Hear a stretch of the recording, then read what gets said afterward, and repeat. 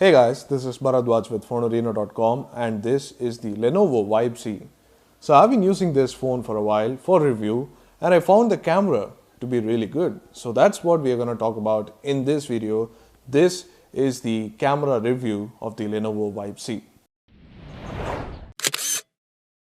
So there you go, that's the camera of the Lenovo Vibe Z. It's a 13 megapixel unit on the back and has the Sony Exmor RS sensor, which is a stacked CMOS sensor. It's actually better than the backlit PSI sensor, so it's kind of a mature technology of that, and so it is very sensitive and really good.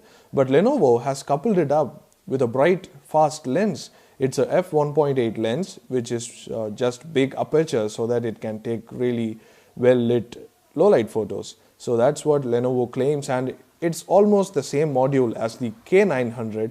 As you might have seen in our K900 review, we really loved that camera and we hope to see the same performance in this too. But before that, let's just go through the camera interface. The hardware wise, this is the camera, the dual LED flash and the secondary microphone here for stereo recording, but the camera interface is the real differentiator here. So going into the camera, so here's the interface guys, the interface of the Lenovo Vibe Z, which is very similar to the K900. So let's quickly go through the interface. Here are the video and camera toggles, the shutter buttons of camera and video respectively, the gallery thumbnails. You have a lot of effects. This is lens, magic, colors, so you have a lot of them.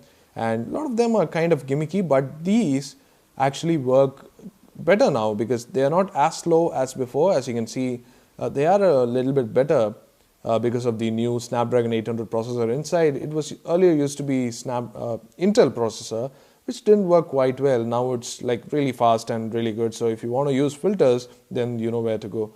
And here is the in-depth settings. You have several toggles here. You have the super night mode, which you can turn on when necessary or off, and then you have the flash toggle and the front facing camera toggle. The front facing camera is a 5 megapixel unit which takes really good pictures, so if you're into selfies then it will be really good, I can tell you that. And then over at the top we have all these icons, very much like a DSLR or a point and shoot, which will tell us what's the current status of all those things. For example, there is the flash turned off, there is the scene mode turned on, there is the evaluative metering, auto white balance, ISO, and image stabilization, and then you have the 13 megapixel count, the battery, and all that. So this is pretty good. And finally, right at the top, you have the several modes, mode window that opens. So you have a lot of modes like panorama, HDR, super night mode, PIP, picture in picture, which will have both the front facing and the back facing feeds. And then you have the burst mode, the speech recognition mode, which you can use for self-portrait or self-group shots, the night portrait mode, smile detection, macro, and timed portrait. So these are pretty much normal, but there are also extension lenses which you can use, very much similar to the Nokia lenses that we have seen. Eraser erases the moving objects from the frame. Group shot can change between the faces of the group. And then you have the GIF and Magic GIF, which are very much like the cinematograph mode on the Nokia phones. Going into the deep settings, you can see that there are quite a number of settings. Main settings that you want to see, which are not there on the K900, or the super night mode, which you can turn off or on. And then you have the switch CCD camera, which is pretty normal. Then you have the resolution. You can see that you can shoot at 10 megapixels in wide, which we have used for most of the pictures, but you can use also 4:3 with 13 megapixels. Advanced settings include settings for ISO, white balance, and setting the refresh rate of the camera. You can also set a lot of settings for metering, which is kind of cool for a phone. And other settings are pretty normal, like you can turn camera animation on or off, you can change the focus mode, and you can also have the setting for the volume key. So these are the settings, and that's the whole interface demo of the Lenovo Vibe Z. But let's talk about the photos, the camera performance specifically. So this has the same Sony Exmor RS sensor as many other cameras, but the lens is quite different. It's quite sharp, and there is also a bit of post-processing and a lot of algorithms doing the work here, processing the photos. So a lot of differences here, but we found that the images are a lot better in many conditions than K900, at least objectively looking right now. But we'll do a side-by-side comparison and see which is better. But for now, take a look at some of these samples that we shot here in Barcelona. Here are some of the daylight samples. We took a lot of different conditions also. So let's start with daylight samples.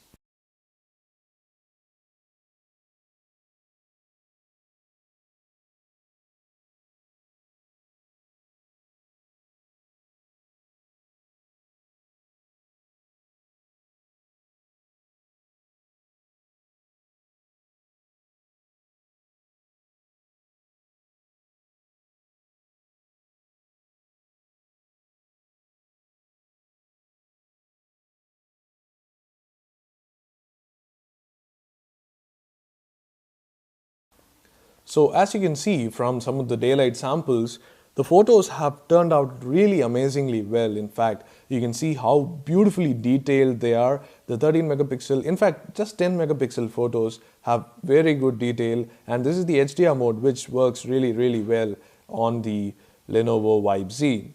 The K900 also exhibited similar characteristics, but we found that the Vibe Z is certainly much, much better here.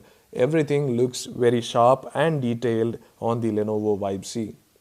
So this is the normal photo and this is the HDR photo. You can obviously see how better the HDR photo is, and there is not also a lot of processing going on here. Look at the detail on this photo. There is not a lot of processing going on. It's really smooth. There is no edge sharpening. There is no edge enhancement or something like that.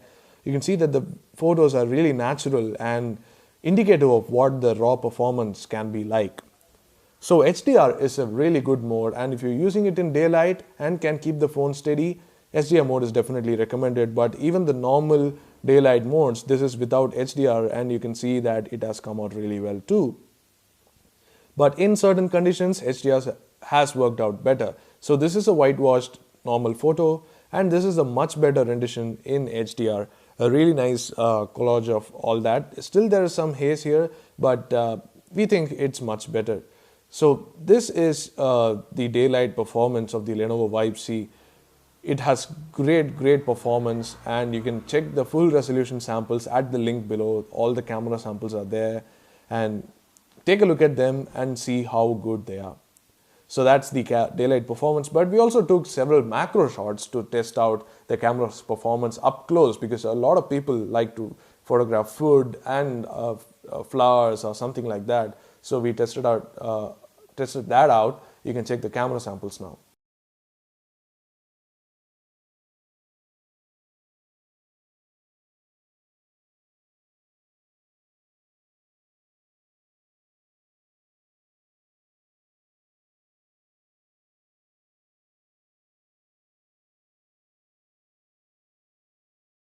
So as you saw from the camera samples, they have come out really nicely. This is one of the best camera samples that we have taken with the Vibe Z.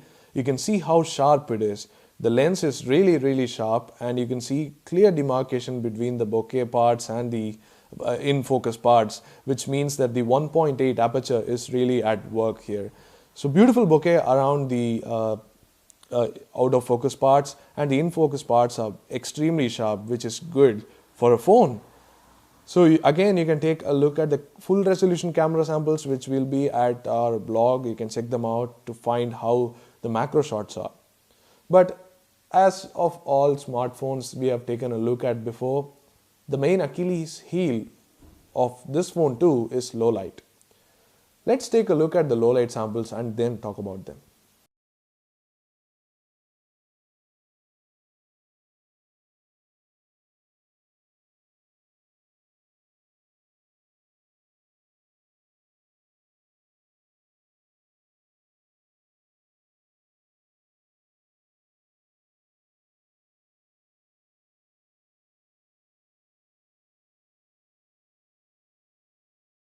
So as you saw from the samples, being one of them, you can see that the detail is not exactly prevalent in the low light photos. The low light photos are absolutely good if you look at them on this screen, but if you blow it up or if you look just closely, you can see how much of detail is lost here. This is automatically taken in the night mode. We set it on auto and took all photos. So pretty good for a phone and for Facebook sharing, but when it comes to detail, This is not as good as what we have seen with other phones. Even the Sony Xperia Z1 or the LG G2 have slightly better night modes, and the Lumias have definitely sharper details in the night mode. But the Lenovo Vibe Z is pretty good in the night mode too, but not exactly the best, we would say. So all these photos are pretty washed out and taken in the night mode, but in good lighting and in like different highlights and shadows, we have taken photos like this too, which are really sharp and really amazingly detailed. So in low light, it's a bit of a hit and miss. You have hazy photos, you have bright photos, you have noisy photos, and then you also have these photos without much detail. But overall, it's just decent, we would say. Like for example, the church photo you might have seen inside, this has really good detail in the center part where the lights are. You can read the text here, but when you go down, you can see that the detail is completely lost in the benches. These benches don't have enough, even the cross is not as detailed as the parts here. So the processing algorithm is kind of different here, and we hope Lenovo improves it on low light, because a lot of other phones can do it better, and we think the the Vibe Z would be much better if the processing is done right. So that's the low light performance. Not the best, but not the worst either. This is pretty good for the smartphone, but we expect much better in terms of software updates maybe. Now moving on to video, this phone is powered by the Snapdragon 800 processor, but can record only in 1080p mode. So it does not have the 4K video quality here, just 1920 by 1080. It can take 30 FPS videos, but the problem is, I'll just put it out, it's not that good. The video is kind of low bitrate and the audio is not that good either. It has stereo audio, but the audio recording is not good, and maybe you can judge it yourself by watching this video sample.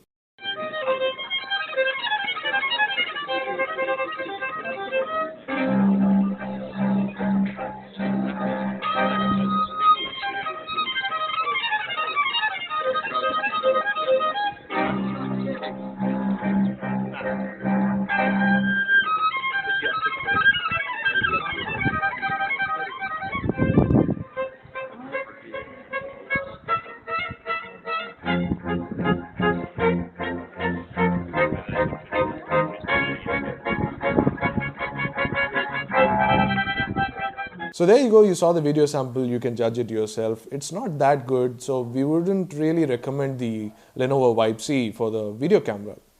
But otherwise, this is a really awesome daylight and even in artificial lighting scenarios. So beautiful camera, 13 megapixel f1.8 aperture. Lenovo has done it again. The K900 was really awesome. This is even better. You should definitely check out all the full resolution samples in the blog, and you'll know how awesome it is. So that's it from me, Bharadwaj, signing off. This is the Lenovo Vibe Z's camera review. Do hit a like button if you like this video, and do hit the subscribe button if you want more videos like these. And let us know what you think in the comment section below. Thanks for watching.